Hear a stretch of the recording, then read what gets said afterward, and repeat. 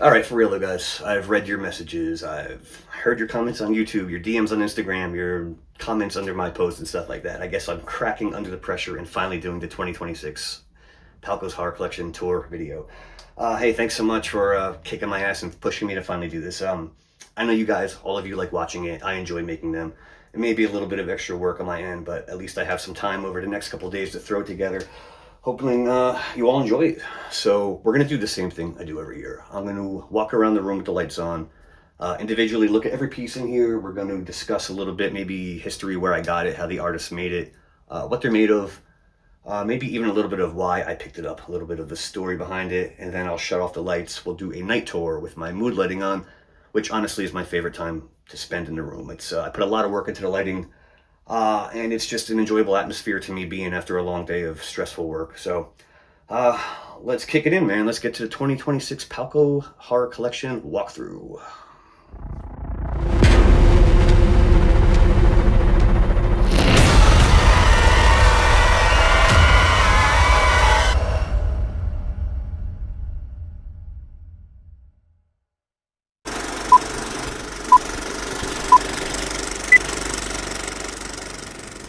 Alright kids, we're going to start with Grandpa from Texas Chainsaw Massacre 2. This is an extremely rare piece by Peyton Patron. As far as I know, there are only about 2 or 3 out there. It's actually directly cast from the movie mold that was used for the film itself. One of the only other people I know that has it, besides myself and one other collector, is Tom Savini. So those are the only 3 existing copies that I know of. It only came with the hands and the head. I screen matched the tie and added the suit myself, aged the old shirt, and just kind of figured it would display the best this way. And going down here, obviously from Evil Dead 2, this is done by Gary Tunnicliffe of Hellraiser fame. It's a fiberglass piece, real metal. Awesome detail on it, man. This was an extremely limited run as well. I think he only made about 5 or 6 copies on this one.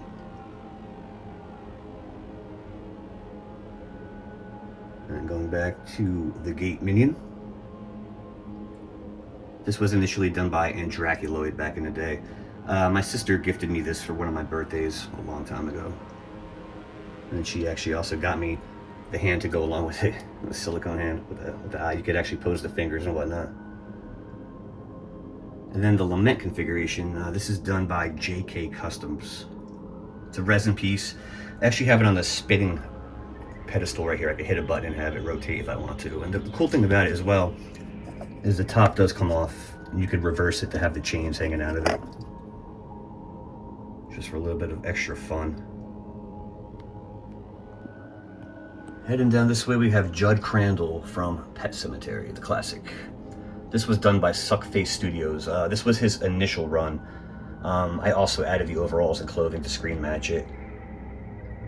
Daz does some awesome paint work, man. Great sculpting too. I think he has a new run out now, or maybe last year, where he did like 5 more copies. Totally worth it. But this was number 2 of 5. And then Vincent Price from the Abominable Dr. Phibes. This is done by Evan Para FX. It's a resin piece, glass eyes. Really nails the look of Vincent Price. It's awesome. Oh, and also I should have mentioned that Gage's shoe I picked up off Etsy. I can't remember the seller. This was a while ago. It's a small independent prop maker. But I wanted that to go along with the Judd Crandall.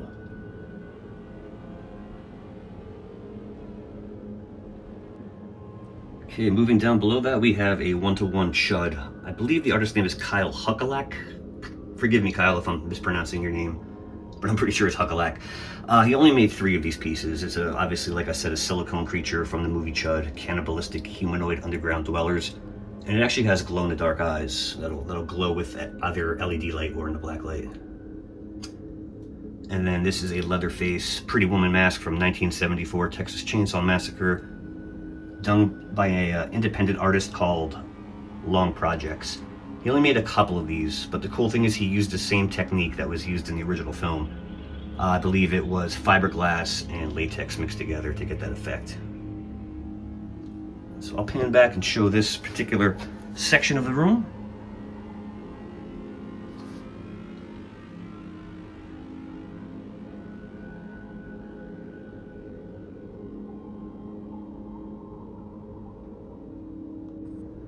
And what we have above that is the Excalibur chainsaw from Texas Chainsaw Massacre 3, and also the Pull-In 305A from the original 74 Texas Chainsaw. Interesting side note is people, there's always been some kind of war going on what was the original saw used. People say it's the 306A, others say it's the 245. Other people say it was a 306 with parts from a 245. It's crazy, but I mean they're almost identical except for the filter and the top handle. And then the bottom one was done by Chainsaw Graphics. This is an actual replica. Everything is chromed out, literally screen identical to the film. And then we move this way, we have a Nosferatu. Sorry, it's hard to get under here. This is from Blackheart Studios. It's a wall hanger. Beautiful paintwork. And over to one of my funnest, coolest projects ever, done by Marshall Bean. This is the Judge from The Frighteners. He only made 3 of these. They were unfinished. So I got copy number 2 off an independent collector, and I shipped it out to Suckface Studios to have it finished. He did the paint job, added the herring, and then I screen matched the clothing, aged everything, and threw it together.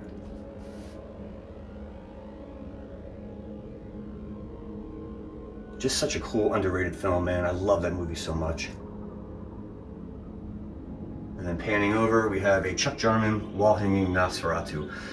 He's made other copies of this version, the head and the hands, but not like this. This is the only one he ever did, using basically driftwood, and had his brother-in-law create a coffin and turn it into a wall hanger for me. So that's a one-of-a-kind piece. Another fun fact about this one is his mother-in-law kept yelling at him because she thought that he stole her jewelry to put it on it, but it's just costume jewelry. But with Chuck, who knows? And then this is one of the old original caretakers from Grey House Studios. This is one of the only black and white versions he initially did with the brain showing.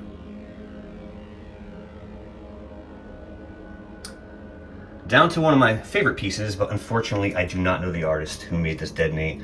Obviously Nate from Creepshow 2. This was a piece I picked up on eBay about like 8-9 years ago.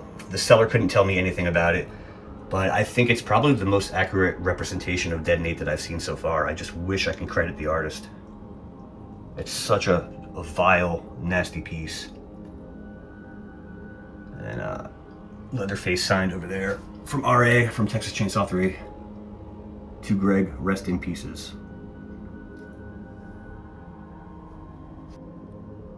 Below the Dead Nate is Monster Man's Creepshow display. Little hard to get in there with the camera. I have it off to the side besides my pinball machine. I'll show you that in a second, but it's a beautiful piece, LED inside. Donnie did a really cool job on the sculpt. It's latex. Looks just like the front cover of the movie. It's so cool. And then blocking that is my virtual pinball machine, which I'll show you in the dark. It'll look better. But when I initially picked this up from At Games, it was a Addams Family theme, but I don't think it really fit the room too well, the color scheme, and I'm more of a Twilight Zone nut. So I reprinted and redesigned everything and fabricated everything myself to basically reskin everything.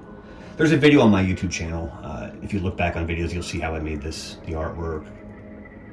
Having those 3D printed, the speaker grills. Printing the back at work myself on the flatbed UV printer. I ordered the top part, obviously that was custom made. Just came out really cool. And below that is a Candyman. This is a one-of-a-kind as well, by Tony Montoya. Spellbound Effects. It's real metal, real rock, actual glass. Thing is heavy as hell. Silicone inside for the flesh, real nails, and this thing is really heavy duty. I'll just pan up for this section of the room so you can see it better.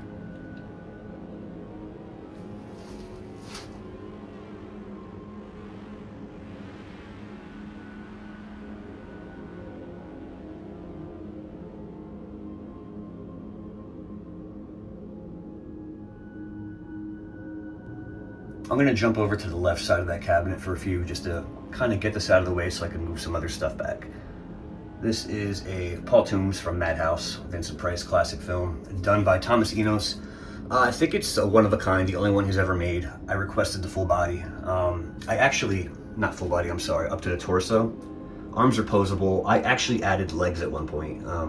I have a couple pictures I'll post in here. He was a full standing figure 1-to-1, but since I needed some room, this cipher was a little bit better just to kind of crack him in half and throw him on top of the case.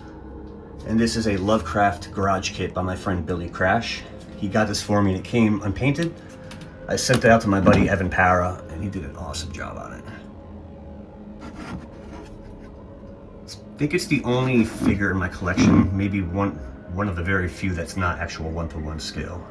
But Evan nailed this, it looks so cool.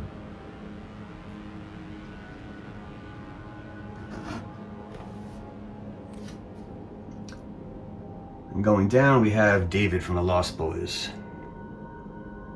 This wasn't an original Bobby Cowsey sculpt. Silicone, hand punched hair. Fourth Seal eyes. Tad Morris remolded this and started selling it for a while. He did a great finishing job on it. That hand punching must have taken forever, honestly, between the beard and the hair. And we'll go down to another Peyton Patron piece. This is a Grandpa from Texas Chainsaw Massacre 3. Also from the screen used mold. Only a few of these were actually made from the direct screen used mold. I know he sold it off to someone else who's doing like really shitty recasts of it, but this is one of the originals off the pool.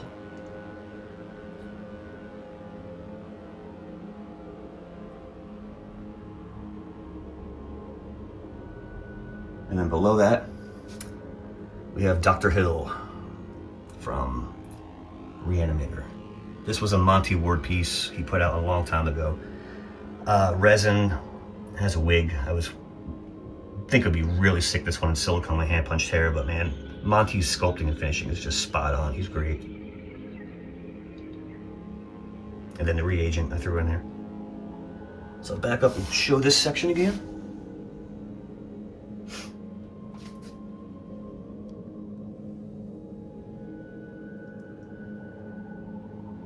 And then I'll pan across the entire side of the room.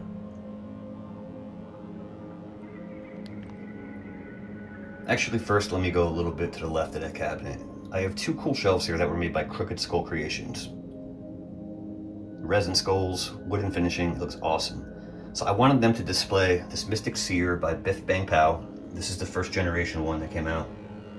Fully functional, by the way. You could ask it a question, put a coin in, and you could pull this little lever down and your fortune will pop out of there. It's a great little piece. And then another Twilight Zone piece was the Invaders. This was a sideshow one they put out a long time ago.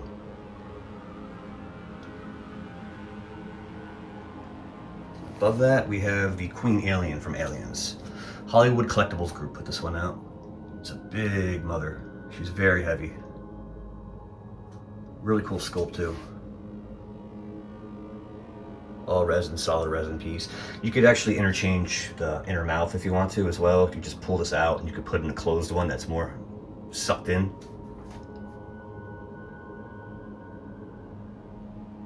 And then below that, we have obviously my 1-to-1 Tarman from Return of the Living Dead by Grey House Studios. This was the first one he did. Technically when he didn't have the rights to do it and was doing molds, he kind of did it as a favor to me, like a 1-to-1. So it was on the hush for a while. That's why you'll notice that the face is different from the other half scales that were released. But this is a big boy. Just really nasty. It's awesome. And it looks really cool at night and the light's glowing on it. You'll see that later. Just slimy. But let me back up and I'll show this side of the room.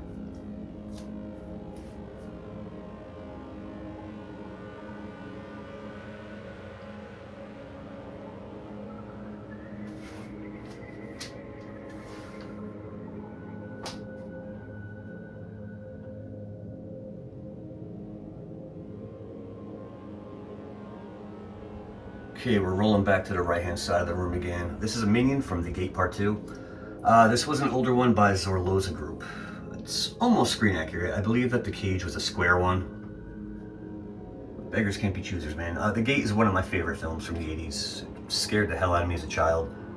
And this minion is awesome, man. Life size. This is kind of an odd one to show right now. This is my Blind Dead Templar. It's a one of a kind, but I actually sent out the cloak to be redone by my buddies, Michael and Angela over at Grey House. So he's looking a little funky right now, but the cloak that Chuck did wasn't screen accurate enough. It was kind of half-assed, and I really wanted it to look like the film, especially being that it's a one of a kind. So I'll post a picture of what he looks like down in the corner, I guess, or what he looked like, and then obviously I'll have to do an updated video once it's ready. But as opposed to the body and shit, man, Chuck nailed it. It looks awesome. I like how he even did all the chest cavity and stuff, even though you don't see any of it because the cloak goes here. It's a lot of thought he put into that. So I think he's making new ones now because our agreement was this is a one of a kind. So he kind of did like a new sculpt, and I think he recycled a couple parts from his old piece. But one day we'll look at the new one together. All right, and this big boy over here is Spike from Hellraiser Deader. This is an original one of one from Toymaker Studios. As far as I know, this is the only one put out by them. I've seen a couple recasts and stuff, and they always look kind of beat up. But I did a trade for this actually a while back. I think it was for a Thing Bust. I actually sent this one out to my buddy Evan Para for a repaint as well. He did a really good job on it. Spike is one of those weird Cenobites that was never seen in the film. He was cut material, but he kind of went down in like Hellraiser lore, I guess just because the design was so cool. There's really only a couple screenshots of him on set, but unfortunately you never see him. That's probably why people have no idea what the hell this is. Going here, Talkie Tina. This is by Trick or Treat Studios. One of the only mass-produced pieces I've purchased ever. I don't like mass-produced stuff. I like to support indie artists. But I've never seen an independent one do a cool Talkie Tina. This one looks pretty spot on from the film, so I mean it was worth the trade-off. Jason X behind him. This was by Adam of Graveyard Gallery. It's a big boy. Fully resin, 4th Sea Oz. Try and get up in there. I love how the blood just drips off. He did a great job on that. And I'll back up a little bit so you can see the scale of him compared to the other stuff. It's just huge. Then moving over this way is John Fuller's Tall Man. Initially just ordered as a bust. I assembled him as a full figure. I sourced all of the materials, full mannequin, but to save some space, just like the Paul Toombs over there, I decided to throw him on top of this case. So I could attach some images of him full body too. But like I said, all the stuff is in my videos. You could always look back and see them when I initially got them and what I went through to put them where they are. 2 Sentinel Spheres. These were done by Nightmare Creations. And then actually in this hand, funny enough, this is a Sentinel Sphere that is a lawn ornament that I picked up on Amazon. So, just doing a little sourceful activity on that. And then this reagent piece is actually from Nightmare Studios as well. Let me turn off the light. I added an LED light inside of it so it would be fully glowing. Because it had like a battery operated one inside, but it didn't work as well, so this really throws it off at night. It looks sick. And then below all this fun, it might be a little difficult to see with the lighting and reflection, is Chuck Jarman's Elder Predator. This is a one of one big boy piece. As far as I know, the only one he's ever made that's half torso. I know he's done just the head before. Let me walk around this way. It's hard to see with the reflection. That'll be easier at night. Real animal bones, resin pieces, glass eyes, hand punched, not hand punched, what am I saying? Foam hand formed dreads. Like, he put a lot of work into this thing. It took him a while to do. And I actually had this shoulder cannon. I picked this up. I don't like 3D printed stuff. I'm just pretty much against it. I prefer like handcrafted stuff. But this was one of the best replicas I found, and it was from an artist in Sweden. And he gave me a good deal on it, and it fits really well, and the lights work, it looks sick. And displaying that is a custom cabinet I had made by my friend's father, who unfortunately passed away last year. So, Chris, man, thanks for this. I miss you. All right, going up to the top right of the Predator, we have a one-to-one custom Farmer Vincent from Motel Hell. This was actually purchased from another private collector. He sourced everything, put it together himself, and I made him an offer, he accepted it, and I'm glad to have this in my collection. I've always loved that 1970s style of horror. Motel Hell is just one of my favorites from that point. And then behind it, let me turn off the light real quick, even though you'll see it again later, is a custom neon sign that I had to try and emulate the logo from the film and the sign, obviously, from the movie, the motel itself. Came out really cool. It looks really good together at night. And then going down below that, we have the Hunchback of Notre Dame. This is a silicone piece by Thomas Enos. Really big and heavy, man. He's awesome. Great sculpt. Tom did an awesome job on this. And then below him, another Thomas Enos piece. Obviously, the Phantom of the Opera. Half of a body, the arms are fully posable. That cape actually goes down to the floor as well. There was a point where I thought about making him a full life-size figure, but figured out he looked a little bit better on a shelf. Over to his right is obviously the Scary Stories to Tell in the Dark front cover art from the books, the children's books we all grew up with. This is a Michael Perry piece as well, Grey House Studios. And to tag on to that is a custom case that Michael also made me. I wanted it in the shape of a coffin because I picked up this really great piece from Dan Crowley. This is a one of a kind. It's really hard to see with the lighting. Let me shut off the light for this one part again. And it's just such a unique vampire Nosferatu creature. And this button actually lights up. But Dan did an amazing job on this, and it's a one of a kind. I had to have it, man. I love Nosferatu. I love anything vampires, and this is just so unique. Kind of reminds me of like a children's book or something when I read as a kid. So putting it with the Scary Stories piece just works. And going above that is an Arthur Grimsdyke from Tales from the Crypt, the movie. This was a custom commission that I had Evan Para make me. Full silicone, hand punched hair. Evan knocked the sculpt out of the park, man. I was so happy when he finally finished this thing. It came out sick.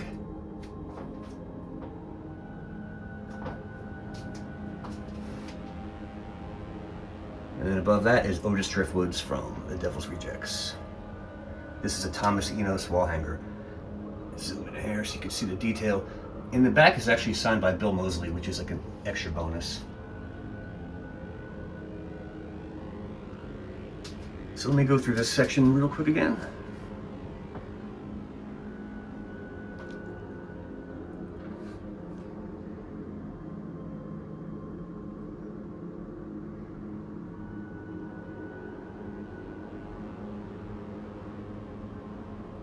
All right, tying up here is the masks, obviously from Twilight Zone.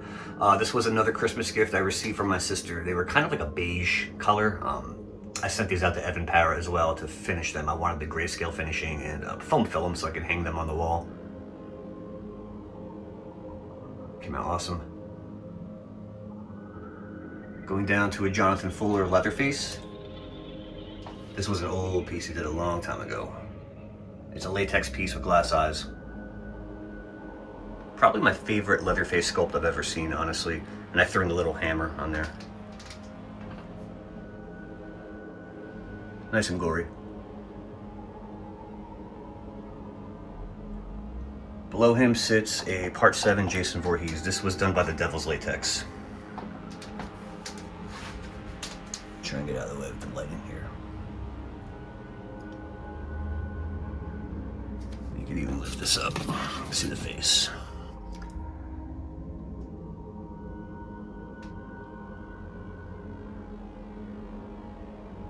Going back over to here, this is a Talos from Jason and the Argonauts. This was an original by Neil Vickers, Creator Works.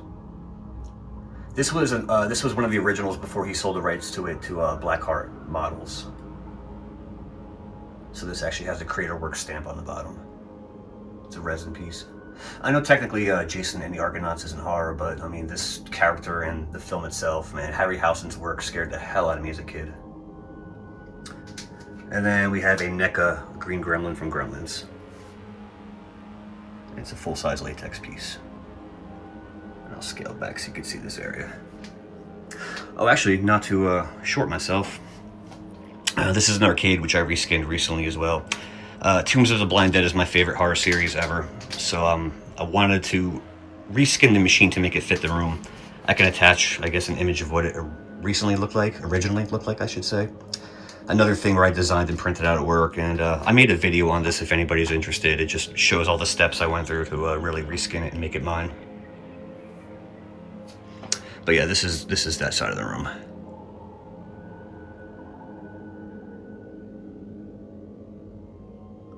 And a couple of pieces of artwork over here. A little more Lovecraft. A little more Twilight Zone.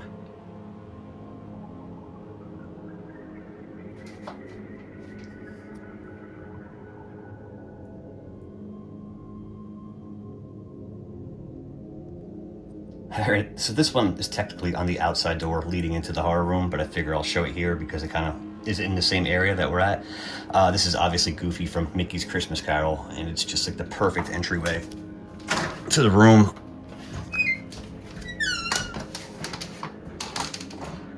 It works so well, man. Jacob Marley, the Goofy thing. I mean, like, my cat howling behind me being an asshole. It's just nostalgic, it's classic, and it just works so well leading into the room.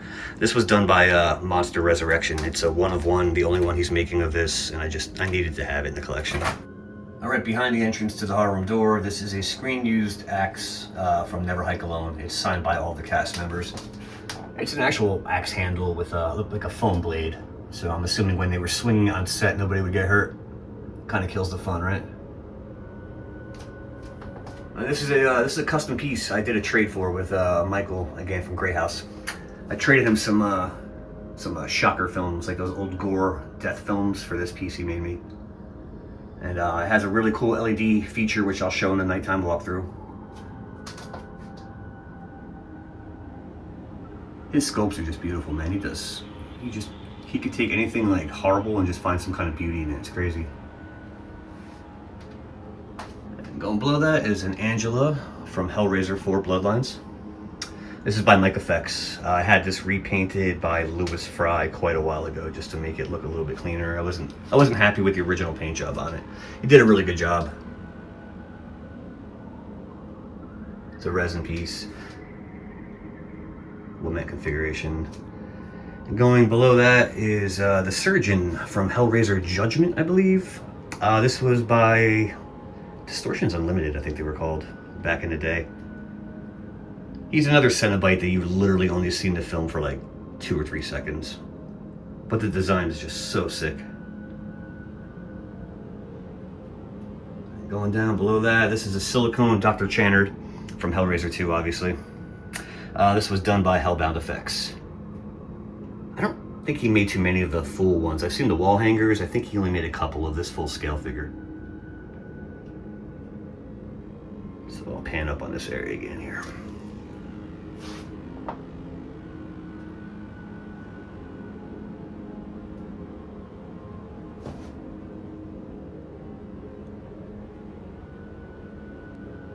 Coming to one of the favorite pieces of my collection is the Child Catcher from Chitty Chitty Bang Bang. This was a super rare original from Tomasinos. I've had this one forever, and it'll never leave my collection. I know that Chitty Chitty Bang Bang isn't a horror movie, but like, you can't tell me if you saw this as a child that you weren't just scared crapless at this point. It's so badass, man. It's a resin piece, glass eyes.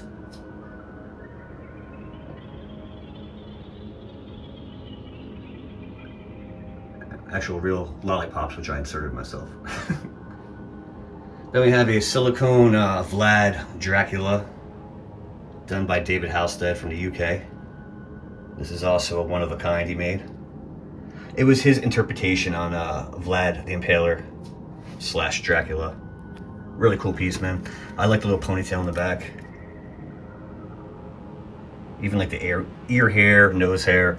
Attention to detail is just sick on this one. Even like the little moles and the veining. Doesn't get much better than that. Going down to another one of my favorites. Children Shouldn't Play with Dead Things. This was an old Chuck Jarman. I think he recently revisited the piece. Sculpt looks a little bit different and the hair wasn't as good. I think this one's perfect. So does Orwell. and it's signed by the director. And another old Jarman. This was from Friday the 13th Part 4. This was his old Voorhees sculpt he did.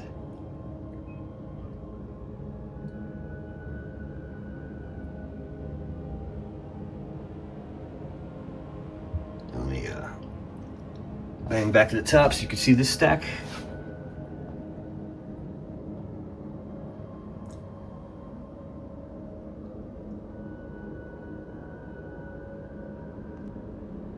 Ladies and gentlemen, we are moving into the home stretch. We have one more column to look at, and then my newest, probably the last of my collection and most favorite. But before we get to that, this is a one-off that Grey House made a long time ago. I believe he called it the Poltergeist. It's just a nasty, like a Slimer-esque wall hanger. Silicone drips, the thing is just gross. As soon as I saw it on his website, I had to pick this up. And moving down below that, this is a super customized Julie from Return of the Living Dead by Evan Para. Evan only sells the bust. This thing has been completely reworked just to fit into my collection. I mean, like, the attention to detail is just so meticulous and perfectly done. The arms were added, obviously the lower legs, the scarring, even the metal in the hands, the rock, everything is just perfect, man. It looks so good. And then, sorry YouTube. Hide your eyes, kids. Even the hair was completely replaced with the lace wig, just to make it a little more realistic. She looks incredible.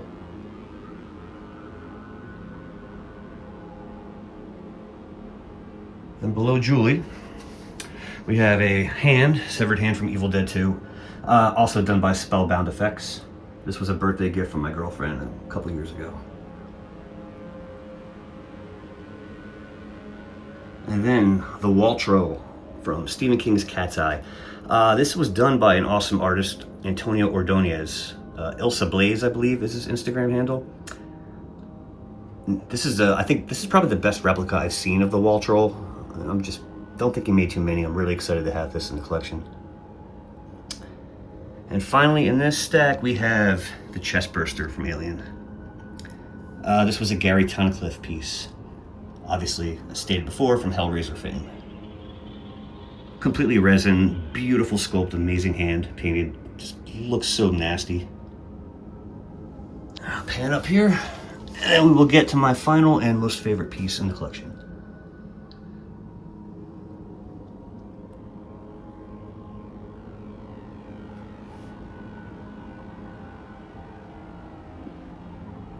This right here is the centerpiece to my collection.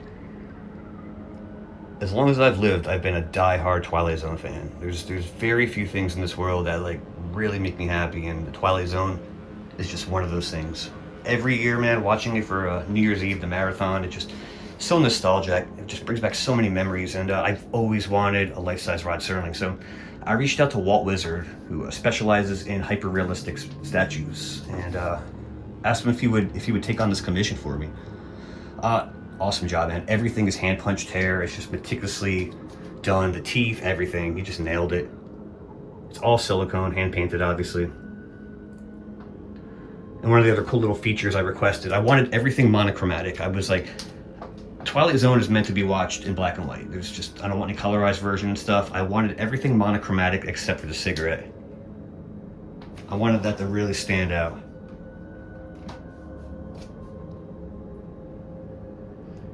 And the only thing I added to it is I was extremely happy with the work that he did for me, man. Walt is awesome. I added a wedding ring, and I screen matched one of his old watches as close as I can get without buying an original. So, and I actually have a little hidden button inside the pocket right there for the light. So cool, man. If you've made it this far, I'm going to put this on pause. I'm going to charge my phone. I'm going to wait for it to get dark outside. We'll do a night walkthrough. You can see it with my mood lighting on. I'll turn the arcade on, just kind of putz around a bit in here. And hey, man, if you made it this far, like I said, thanks for watching. Awesome. I don't know if I'll do a 2027 video, a 2028, who knows? Who knows what the future holds for me, but I'm just glad that I took the time to do this one for you guys. I know I missed last year. And I know that you were waiting on it, so let me just stop blabbing, wait for it to get dark out, and then we'll get to the next step.